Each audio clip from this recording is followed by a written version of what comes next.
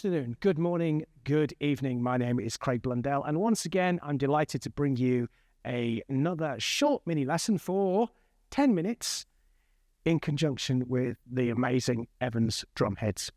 In the last lesson, I looked at ghost notes and how to basically sound better, how to create a groove palette and just give yourself options when you're playing groove. Like we've discussed before, chops are fantastic, but 99.99999% of what I do for a living is kicks, snare, hats. No matter how difficult the genre of music it is, kicks, snare, hats, ride. Obviously, that's where I spend most of my time. All the color comes down the line, but spend most of your time here, honing your trade, working on your sound.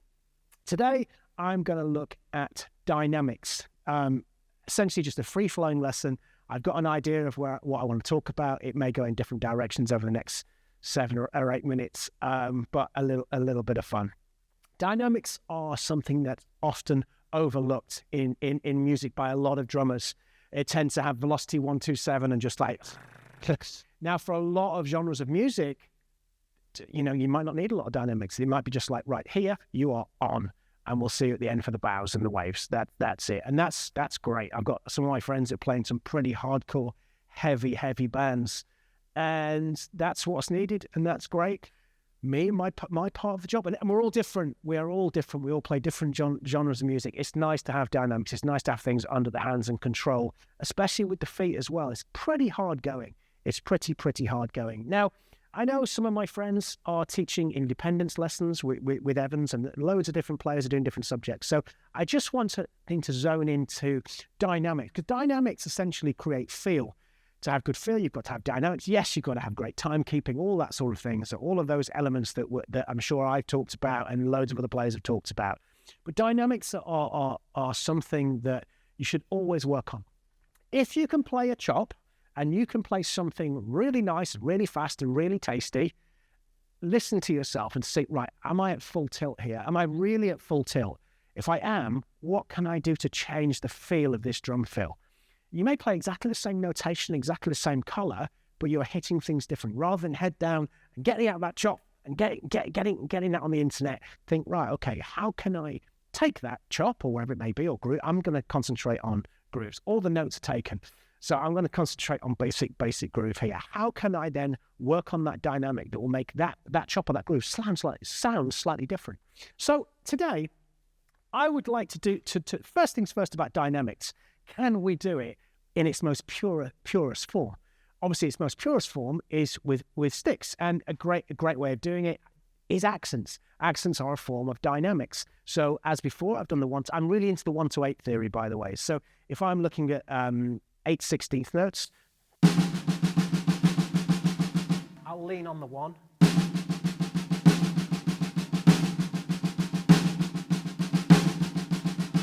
So an accent is a form of dynamic. Obviously, it's a loud. And forgive me if you know all this already, but as I've said on my previous lessons, it's always really nice to go back to basics, because that's where foundation is built, and that's where if you get more foundation, better at the basics, then all of the cool, fluffy, widdly stuff will come, and that just gets better as a natural progression, of course, obviously. So if I'm taking my dynamics, and when I'm back to my drum corps days, I used to work on this a lot. So first things first, straightforward, have I got dynamics in the hands? Well, moving on from that previous lesson, the 1-to-8, let's do 1-to-8 on the snare drum, working through those accents and making sure my stick height is pretty much the same, making sure that the dynamic note, the first, the second, the third, the fourth, the fifth, the sixth, the seventh, the eighth, or the 1, the 1E, the and, the a, the 2, the E, the and, a, are all popping out in the mix equally the same. So I'll go 1-to-8, 64 notes essentially.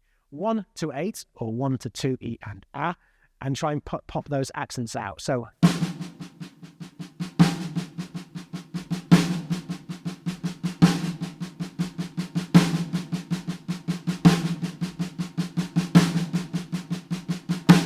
okay, that's dynamics in a straight concept. Accents, okay. Have I got the same thing shuffled?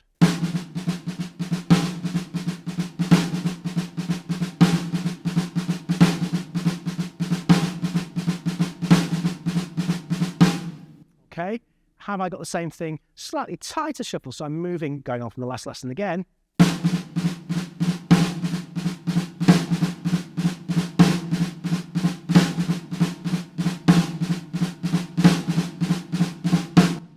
Okay, so then there's a whole plethora of stuff I can do for the hands. Then I would add the notes. Have I got dynamic range right the way through all of those by going the 1, the 1E, the 1E and the 1. And I've talked about this so many times, and it's always a really nice thing to go back to. It's great to have this on the hands. So once again, I'm just adding an accent on every single note.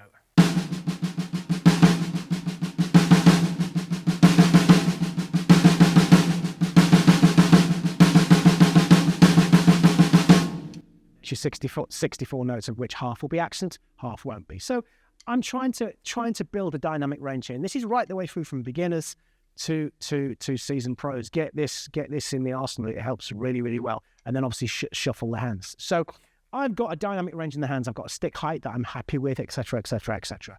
So that's how I would start my dynamics in my hands. Or you can also say, okay, every rotation I'm going to build up the range, build up the range, build up the range, build up the range. So I've got a full tilt movement and I have full tilt accents right the way through, and I'm snapping the hands. You know, dynamic range doesn't have to be coming from here. You can pop the wrist.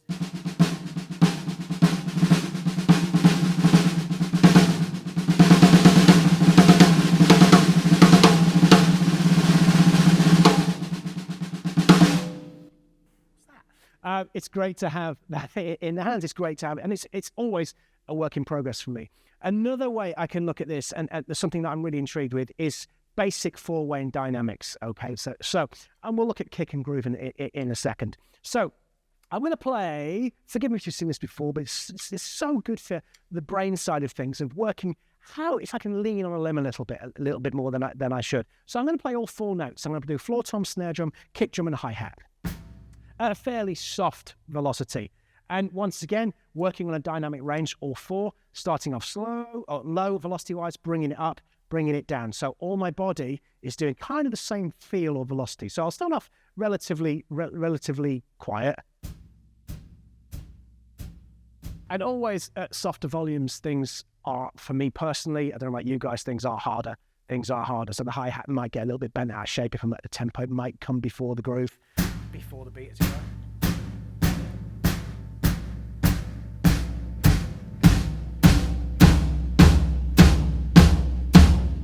Now do each limb independently, okay? So keep it at a soft volume. And your challenge is to raise each limb gradually, velocity-wise, up and down, back to where the other 3 are, okay?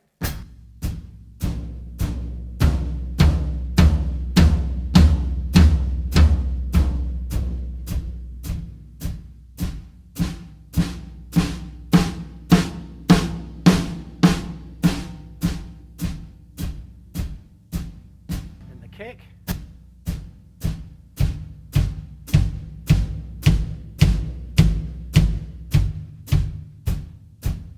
Hard on the floor, it gets a little bit more tricky. And finally, the left foot. Now, it's really interesting. A lot of people don't think about dynamics in the left foot because you just think, I can just do that. Or if I'm playing a groove, it's just going to play 8th notes, plow through it. But also, it's really important. It's really important to have those dynamics in the foot. So I'll just change the distance of the travel there. So once again, we'll start off slow. Bring the volume down my left foot a little bit more. And having that control is really, really important.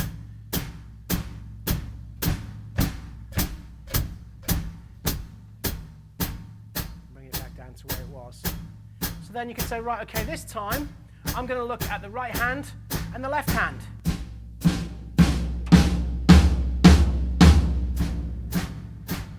Perfect.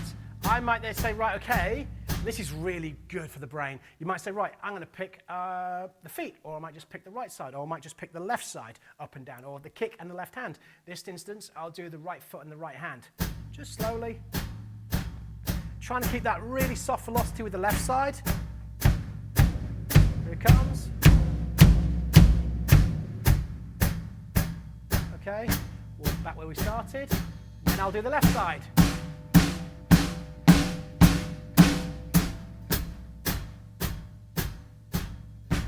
And that's where you have it. So understanding just 4-way dynamics it's really interesting because it's really hard. You could change the note, by the way. You can say, right, okay,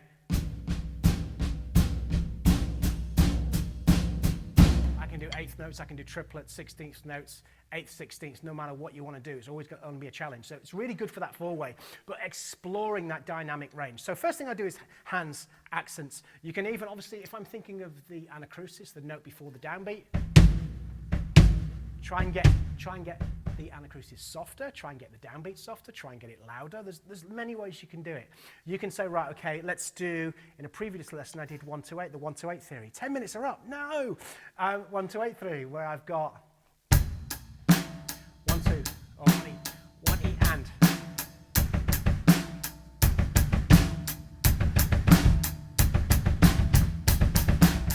Okay, so I work through the pyramid of 64 notes and adding one every time. Really good for the feet. So you can say, right,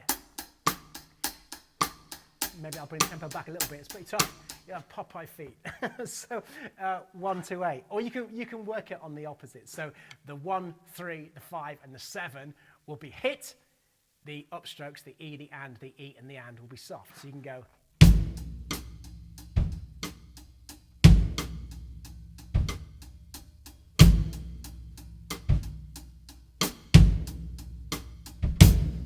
So you work in the basically, if I'm thinking of 1-8, the odds and evens, one's going to be hit really hard, one's going to be hit really soft, and you can change them all out. You can do all 64 notes that 1-E, 1-E and soft.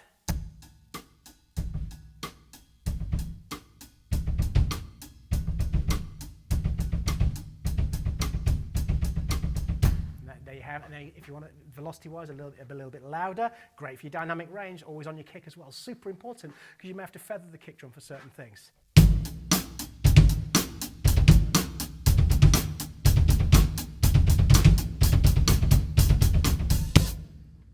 Close. Anyway, that's it. I could talk about this for hours. It's such a wonderful thing musically to have and work on. You know, when you're at full tilt, think about how that would change if you were changing some of the dynamics in some of the limbs and having the independence to do so. So if in doubt, get back to your four-way, just your literally right hand, left hand, right foot, left foot, just work on quarter notes and change the dynamic range, or slam an accent down, all the dynamic range of all four limbs. And then you're starting to get a real understanding of where things fall musically, because you might have a massive heavy foot. It's like, just like producer in the ears could be just lay off the right foot a little bit, whilst the hand's still at full velocity. And that's quite hard in the moment while you're tracking. So try it, give it a shot, and your musicality will thank you for years to come. I hope you've enjoyed it. Once again, apologies if you know this already, but it's always really nice, no matter where you see yourself or where you are in the grand roadmap of ability. And there's no beginner, advanced, all that sort of stuff. You're all just at different parts of your journey. And, you know, it's always a really good lesson to go back to, and it always kicks my backside pretty hard. So give it a go.